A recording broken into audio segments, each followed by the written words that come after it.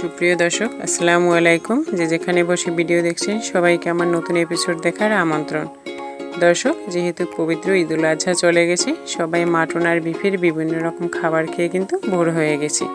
এই জন্য আজকে আমি আপনাদেরকে তৈরি করে দেখাবো 3 রকম ভর্তা রেসিপি। আশা করি রেসিপিগুলো আপনাদের ভালো লাগবে, আর ভালো লাগলে অবশ্যই চ্যানেলটিকে সাবস্ক্রাইব করবেন পরবর্তী নতুন ভিডিও পাওয়ার জন্য। তো দর্শক, আজকে আমি আপনাদেরকে তৈরি করে দেখাবো পটলের খোসা ভর্তা। আমি পটল থেকে ছোলাগুলোকে ছিলে ভালো করে ধুয়ে পরিষ্কার করে নিয়েছি। এগুলোকেই আমি ভর্তা করব। এখানে আমি আরও ভর্তা করব মলা মাছের মাথা। আমরা কিন্তু দেখা যায় মলা মাছ নিলে কিন্তু মলা মাছের মাথা বেশিরভাগই ফেলে দিই, তবে মলা মাছের কিন্তু মাথায় মেইন পুষ্টিগুণ থাকে, তাই আমি এগুলোকে ভর্তা করে দেখাবো। আরও ভর্তা করব একটি আলু ও একটি ডিম ভর্তা। এগুলোকে আমি প্রথমে সিদ্ধ করে নেব। তো এই জন্য আমি চুলায় চলে এসেছি। প্রথমে আমি একটি কড়াইতে 1 টেবিল চামচ পরিমাণ সরিষার তেল নিয়ে নিচ্ছি। আর এখন আমি চুলাটাকে জ্বালিয়ে তেলটাকে একটু গরম করে নিলাম। তো এর ভিতরে আমি দিয়ে দেব কিছু পেঁয়াজ কুচি। এখানে আমি 1 মুঠের মতো পেঁয়াজ কুচি দিয়ে হালকা হাতে কিছুক্ষণ ভেজে নেব। আর এর সময় অবশ্যই চুলার আঁচটা লো হিটেই রাখবো।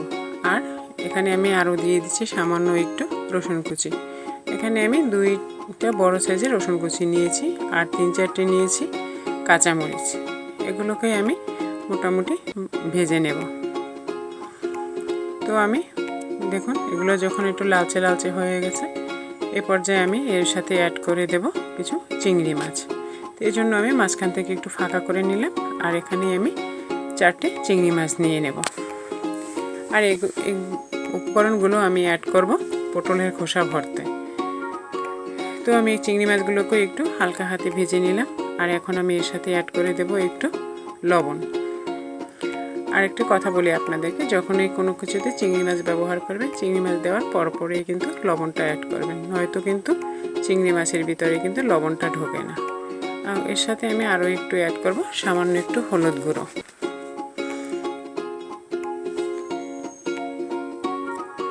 তো আমি এখানে 1/2 চামচের মতো হলুদ গুঁড়ো ব্যবহার করছি। এটা সম্পূর্ণ অপশনাল। আপনারা যদি একটু কালার করতে চান সেহেতু কিন্তু আপনারা হলুদটা ব্যবহার করবেন, আর যদি সবুজ রাখতে চান হলুদটা না দিলেও হয়ে যাবে। দেখুন, এটা কিন্তু একেবারে নরম হয়ে গেছে। এখন আমি এর সাথে অ্যাড করে দেব সেই পটলের খোসাগুলোকে। তো পটলের খোসাগুলো দিয়ে আমি এগুলোকে ভালো করে এই যে পেঁয়াজ ও চিংড়ি মাছের সাথে ভালো করে মিশিয়ে নিচ্ছি। আমি এখানে কোনো রকম পানি ব্যবহার করব না, সেজন্য আমি চুলার আঁচটা লো হিটে রেখে একটি ঢাকনা দিয়ে ঢেকে রাখবো। আর এভাবে আমি এটাকে সেদ্ধ করব 7-8 মিনিটের মতো। তো দর্শক, আমি 7-8 মিনিট পরে ফিরে এসেছি। আর দেখুন, এটা কিন্তু সম্পূর্ণ কালার পরিবর্তন হয়ে গেছে। খুব সুন্দর একটা স্মেলও বের হচ্ছে, যেটা তো আর আপনাদেরকে বোঝাতে পারবো না। তো আমি এখানে পাচ্ছি। আর এটা দেখুন, এটা কিন্তু প্রায় হয়ে গেছে। আর এটা আপনারা তখনই নামাবেন যখন দেখতে পাবেন যে কড়াইয়ের সাথে একটু একটু লেগে লেগে আসে, তখনই বুঝতে পারবেন যে এটা ভাজা সম্পূর্ণরূপে হয়ে গেছে। সব মিলিয়ে আপনাদের 10 মিনিটের মতো সময় লাগবে এটা ভাজি করতে। তো আমার এটা ভাজি করা হয়ে গেছে। চুলা বন্ধ করে আমি এটাকে একটি প্লেটে তুলে নিচ্ছি। এখন আমি আবারও ওই প্যানে কিছুটা তেল নিয়ে নিচ্ছি। এখানেও আমি সরিষার তেলই ব্যবহার করছি। যে কোনো ভর্তা তৈরি করলে কিন্তু সেখানে সরিষার তেল দিলেই কিন্তু আসল স্বাদ পাওয়া যায়। আর এই সরিষার তেলের ভিতরে আমি দিয়ে দেব সেই ছোট মলা মাছ ও মলা মাছের মাথাগুলোকে। এগুলোকেও আমি বেশ কিছুক্ষণ ভেজে নেব। যেভাবে আমরা সাধারণত মলা মাছ হলুদ লবণ দিয়ে ভাজি, ঠিক সেরকমভাবে আমি এখানে ভাজবো।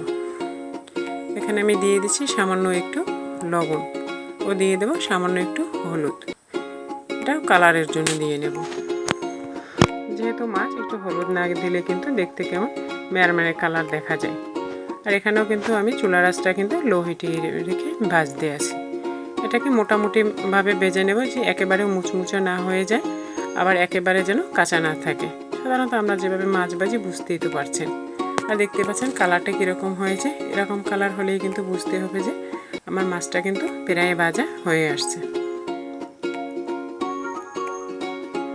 লো হিটে রেখে এখন হালকা হাতে কিছুক্ষণ ভেজে নেবেন। তো দেখুন, এগুলো কিন্তু কড়াইয়ের সাথে লাগে না, একেবারে ঝুরঝুরা হয়ে গেছে। আর এখন আমি চুলাটা বন্ধ করে এগুলোকে নামিয়ে নিলাম। তো আমার এটাও নামানো হয়ে গেছে। এখন আমি এই প্যানে আবারও একটু দিয়ে দিচ্ছি তেল। এখানেও আমি সরষের তেল ব্যবহার করছি, কারণ এখন যে উপকরণগুলো ভাজি করবো সেগুলো কিন্তু আমার এই মলা মাছের ভর্তায় প্রয়োজন হবে। তো আমি এখানে আবারও 1 মুঠের একটু কম পেঁয়াজ দিলাম, পেঁয়াজ কুচি, ও দিয়ে দিলাম 2টো রসুন কুচি ও 2টো কাঁচামরিচ। এখানে আপনার ঝালটা আপনাদের পছন্দ মতো দিবেন। আমার মরিচগুলো মোটামুটি বেশ ভালো ঝাল আছে, তাই আমি 2টো কাঁচামরিচ ব্যবহার করছি। আর এগুলোকে সামান্য বাদামি করে আমি ভেজে নেব। আর যখন দেখতে পাবেন মোটামুটি নরম হয়ে গেছে, তখন বুঝতে পারবেন এগুলো মোটামুটি ভাজা হয়ে গেছে। আর একটু স্বাদ বাড়ানোর জন্য আমি এখানে একটি শুকনো মরিচ কেটে দিয়ে দিলাম, এটাকেও আমি একটু ভেজে নেব। আরও এর সাথে অ্যাড করব আমি একটু ধনেপাতা। আমরা এগুলোকে বিলেতি ধনেপাতা বলি, আপনারা কি বলেন জানি না। তো এই পাতাটা আমি এর সাথে অ্যাড করব। এখানে আমি এরকম 2টি পাতা ছিঁড়ে দিয়ে দিলাম। এটাকেও একটু হালকা ভেজে নেব। কাঁচা থাকলে পানি পানি বের হয়, সেজন্য আমি ভেজে নিলাম যাতে পানি পানি ভাবটা না থাকে। তো আমার এটা ভাজা হয়ে গেছে, এটাকে চুলা বন্ধ করে আমি এটাকেও নামিয়ে নেব। আর এটা আমি মাছের সাথেই অ্যাড করব, তাই আমি মাছের ওই প্লেটের ভিতরেই নিয়ে নিচ্ছি। তো দর্শক, আমি সবশেষ উপকরণ তৈরি করব, তো সেজন্য আমি এখানে একটু সাদা তেল নিচ্ছি। আর এই সাদা তেলে আমি এখানে একটু পেঁয়াজ ভেজে নেব। দর্শক, অনেকেই কিন্তু ডিম আলু ভর্তা সাধারণত কাঁচা পেঁয়াজেই করে, কিন্তু আমার কাছে কাঁচা পেঁয়াজটা একটু গন্ধ লাগে, সেজন্য আমি পেঁয়াজটাকে একটু 30 সেকেন্ড কি 1 মিনিটের মতো ভেজে নেব। জাস্ট একটু পেঁয়াজটা নরম হবে, কাঁচা গন্ধটা চলে যাবে, সেরকম করে ভেজে নেব। দেখুন আমার এটা কিন্তু ভাজা হয়ে গেছে, একটু রং পরিবর্তন হয়েছে আর একটু নরম হয়েছে। তো আমি এখন পেঁয়াজগুলোকে সম্পূর্ণ তুলে নিচ্ছি। আর এই তেলেই আমি একটু শুকনো মরিচ ভেজে নেব। আমি 2টি শুকনো মরিচ ভেজে নিচ্ছি। মরিচ কিন্তু কখনোই একেবারে কালো করে ভাজা যায় না, লাল লালই থাকবে, জাস্ট ভিতরটা একটু মোটামুটি ভাজা হবে, তখনই তুলে নেবেন। আমার মরিচটা ভাজা হয়ে গেছে, আমি মরিচটাকেও তুলে নিচ্ছি। আর আমি চুলাটা কিন্তু বন্ধ করেই নিয়ে নিচ্ছি আগেই। তো আমার ভাজার উপকরণগুলো শেষ, এখন আমি চলে আসছি বাটার জন্য। তো প্রথমেই আমি বেটে নেব পটলের খোসা ভাজাগুলো। আমি শিলপাটায় বেটে নিচ্ছি, আপনারা চাইলে ব্লেন্ডারেও করতে পারেন, তবে কিন্তু আসল স্বাদ পাওয়া যায় শিলপাটায় বেটে নিলেই। আপনারা আপনাদের পছন্দ মতো তৈরি করতে পারেন। আর এটা কিন্তু বেটে ভর্তা করলে খেতে দুর্দান্ত লাগে। আর দর্শক, আমার এটা কিন্তু একবারে আমি মিক্স করতে পারিনি, তাই আমি দ্বিতীয়বার আবারও বেটে নিচ্ছি, যাতে একেবারে মিহি হয়ে যায়। কারণ ভর্তা যদি ভালো করে মিক্স না হয়, খাবার সময় কিন্তু একটু বিরক্তই লাগে। তো আমার এটা বাটা হয়ে গেছে, এখন আমি একটি প্লেটে তুলে নেব। তো আমি যে প্লেটে ভেজে রেখেছিলাম ওই প্লেটেই তুলে নিচ্ছি। আপাতত পরবর্তীতে আমি এটাকে অন্য প্লেটে নিয়ে নেব।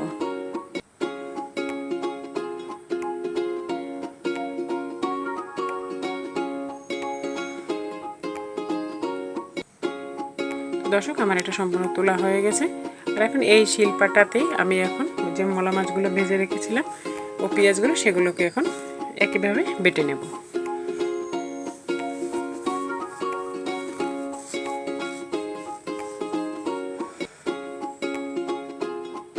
দর্শক, আমার এটা কিন্তু বাটা হয়ে গেছে, এখন আমি এগুলোকে তুলে নেব।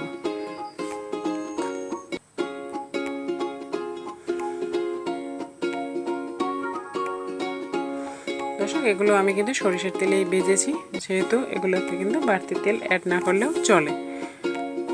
আর এখন আমি সবশেষে ভর্তা করব সেই ডিম আলু, যে ডিম আলু আমি সিদ্ধ করেছিলাম, সিদ্ধ করে খোসা ছাড়িয়ে নিয়েছি। আর সেই পেঁয়াজ, শুকনো মরিচ আর এর সাথে সামান্য লবণ দিয়ে এটাকে আমি ভালো করে হাত দিয়ে মিশিয়ে নেব। এই সমস্ত ভর্তা কিন্তু হাত দিয়ে মিশিয়েই করা যায়, তাই আমি হাত দিয়েই করে নিচ্ছি। আর ডিম আলুটাকে এই পেঁয়াজ মরিচের সাথে ভালো করে মিক্স করে দিলেই হয়ে যাবে। এটা ভালো করে হাত দিয়ে চেপে চেপে চেপে চেপে ভালো করে মিক্স করবেন। আর সবশেষে একটু সরষের তেল বা কোনো আচারের তেল অ্যাড করলে কিন্তু আরও বেশি মজা পাওয়া যায়। তো আমি এখানে অ্যাড করব আচারের তেল। আমি আপনাদের একটি রেসিপিতে দেখিয়েছিলাম যে আমের ঝুড়ি আচার, সেই আমের ঝুড়ি আচারের তেল আমি এখানে ব্যবহার করব। আর আচারের তেল ব্যবহার করলে কিন্তু এরকম কোনো ভর্তা কিন্তু স্বাদটা বেড়ে যায়, যেহেতু যদি আপনারা আগে সরিষার তেল ব্যবহার না করে থাকেন। তো আমার এই সরিষার তেলটা মিলালেই কিন্তু আমার আলু ডিমের ভর্তাটা ফাইনালি কমপ্লিট হয়ে যাবে। তো আমার এটা মেশানো হয়ে গেছে, আমার এই ভর্তাটাও কিন্তু তৈরি করা হয়ে গেল। তো দর্শক, আমার 3 রকম ভর্তাই কিন্তু কমপ্লিট হয়ে গেছে, দেখতে পাচ্ছেন। আর কালারটাও মাশাআল্লাহ খুবই সুন্দর হয়েছে। আমি প্রথমেই দেখিয়ে দিচ্ছি, এটা হলো ডিম আলু ভর্তা, এটা হলো মাছের মাথা ভর্তা, মলা মাছের, আর এটা হলো পটলের খোসা ভর্তা। এরকম ভর্তাগুলো কিন্তু গরম ভাতের সাথে কোনো তুলনাই হয় না। একবার অবশ্যই ট্রাই করে দেখবেন, আর দেখলেই বুঝতে পারবেন যে কতটা মজাদার এই রেসিপিগুলো। আশা করি আজকের রেসিপিগুলো আপনাদের ভালো লেগেছে। ভালো লাগলে কিন্তু অবশ্যই লাইক, কমেন্ট ও শেয়ার করবেন, আর আমার পাশে থাকার জন্য আমার চ্যানেলটিকে সাবস্ক্রাইব করবেন। আজ এ পর্যন্তই, দেখা হবে নতুন কোনো ভিডিওতে। আল্লাহ হাফেজ।